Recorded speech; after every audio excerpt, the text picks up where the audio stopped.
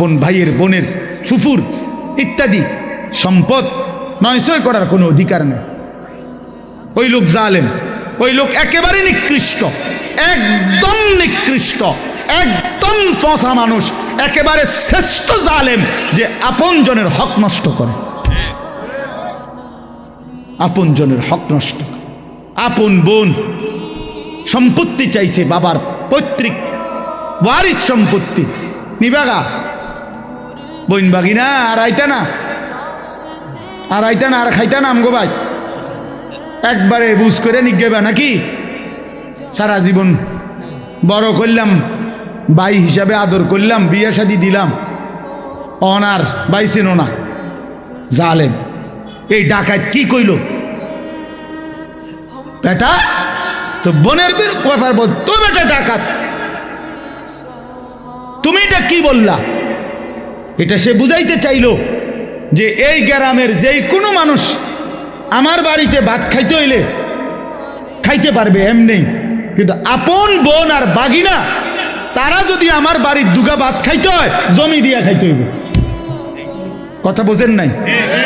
জমি নিতে না তোমরা, তোমরা না আইবা পরে ভাত খাইবা? কত বড় নিকৃষ্ট জালেম বেটা! তোর গ্রামের কত মানুষ তোর ঘরে খায়, কই তারা তোরে জমি দিয়া খাইছে? তো তুমি আপন বোনের বেলায় এটা কইলা কেন? আপন বোনের বেলায় এটা বললা কেন? আপন বোনের হক দিলা না কেন? কার জন্য আটকাইলা? ওই ছেলে মেয়ের জন্য? ওরা তোমারে মনে রাখবে? এই সম্পত্তি তোমার থাকবে? তো কি বাবা, কি ফায়দা হইল বলে বলেন? এক বিগত জায়গা ছেড়ে দিলে আপন ভাইয়ের বাড়ির রাস্তাটা হয়ে যায় না? দিত না? এই গাছ কান কাটতে লাইলে এনদের রাস্তাটা আইসা পড়ে না? দিত না? কেন? অসুবিধা কি? মনে করেন আমনেরে, সে তো আমার ভাই, আল্লাহর জন্য দুনিয়া একটু ছেড়ে দিলে কি হয়? দুনিয়া এমনিই ছাড়তে হবে না? কথা বলেন না কেন? আপনিও থাকবেন না, দুনিয়াও থাকবে না। এটা সত্য কি না বলেন? একদিন আমিও থাকবো না, একদিন এই পৃথিবীও থাকবে না।